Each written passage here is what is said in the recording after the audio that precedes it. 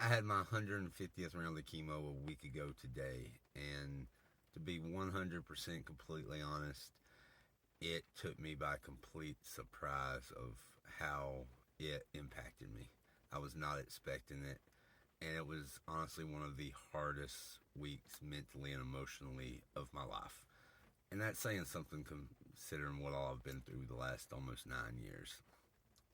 Physically, it was as rough as always, maybe a little bit rougher because this time of the year you kind of go from comfortable weather to a little bit hotter, more humidity, and that just impacts my body in a completely different way. But it was emotional and mental that really took me, and it took me by surprise on how it impacted me. It wasn't so much that I was, reflecting and, the mental aspect of making it to 150. It was more of just a life as a whole, and memories and thoughts and emotions just flooded me.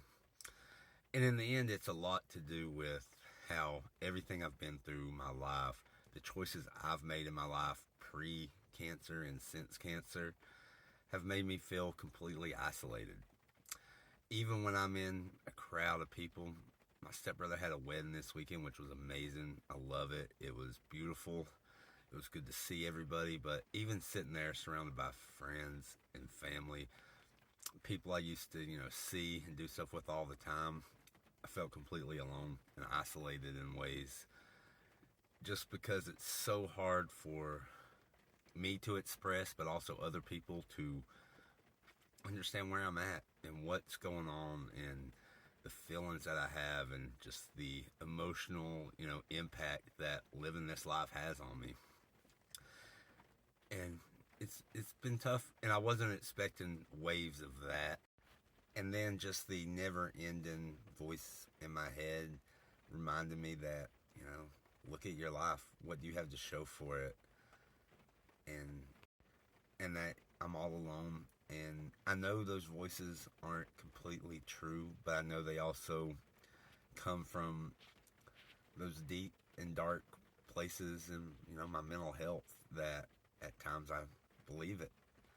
So it was a very rough week. It's still a rough time right now, but life never stops. And I got scans Wednesday, so we're gonna gear up and get ready for that. Battle with physically, mentally, emotionally, and go from there. But I hope everybody has a great Memorial Day. Hope it's better weather than it here in North Carolina as it's pouring the rain.